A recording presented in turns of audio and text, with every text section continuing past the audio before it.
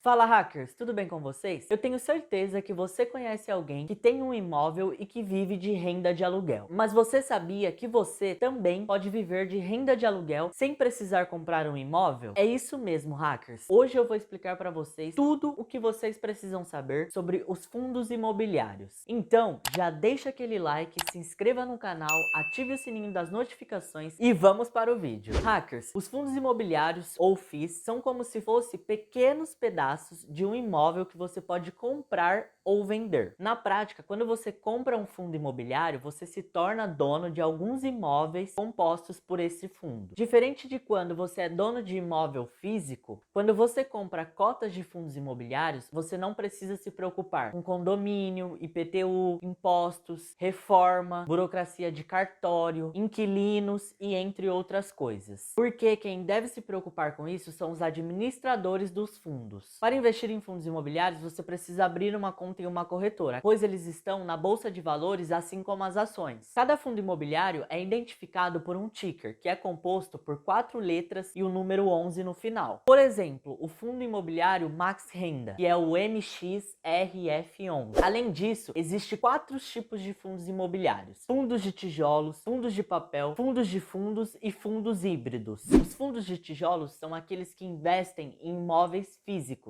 como agências bancárias, escritórios, prédios industriais, galpões logísticos, hotéis, hospitais, shoppings, entre outros. Existe fundo de tijolos que focam somente em um imóvel, como por exemplo o fundo VBI Faria Lima, que é o FVBI11, é um fundo de tijolo monoativo, ou seja, é dono de um único prédio na Avenida Faria Lima, em São Paulo. Também existem os fundos multiativos, que têm imóveis espalhados por todo o Brasil, como por exemplo o XPML11, que é um fundo de shopping, que possui participação em 12 shoppings center. Já os fundos de papel compram títulos que estão ligados ao mercado imobiliário, como as letras hipotecárias, certificados de recebíveis imobiliários e etc. Um exemplo de um fundo de papel é o OUJP11. E os fundos de fundos, como o próprio nome já diz, são fundos que investem comprando cotas de outros fundos imobiliários. Um exemplo de fundos é o HFOF11. E os fundos híbridos investem tanto em papéis do ramo imobiliário,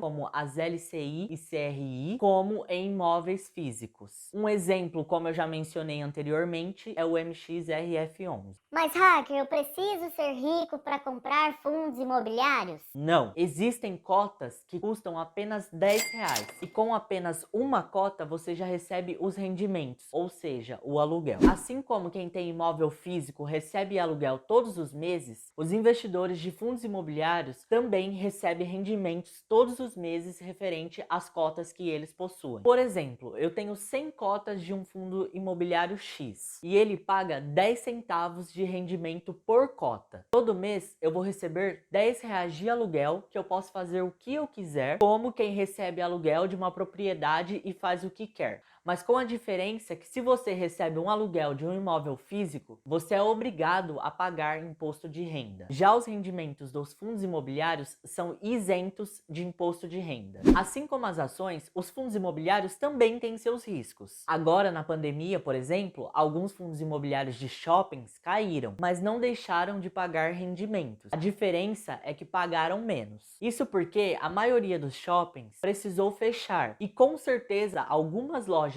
faliram ou deixaram de pagar aluguel. Então, com isso, os rendimentos desses fundos caíram. Tudo que causa impacto no imóvel físico reflete no fundo imobiliário. Por isso, antes de escolher um fundo imobiliário, você deve levar em consideração onde estão localizados os imóveis e a quantidade de imóveis que um fundo possui, pois quanto mais imóveis, menor o risco. Ou seja, se um inquilino de um desses imóveis deixar de pagar o aluguel, não vai fazer tanta diferença assim, tendo em vista a quantidade de outros imóveis recebendo o aluguel. Já o fundo monoativo é mais arriscado, assim como você ter uma casa alugada. Se o inquilino for embora e deixar de pagar o aluguel, você vai deixar de receber. Porque tudo que fica parado, ou melhor, tudo que não é alugado, não deixa o dinheiro circular.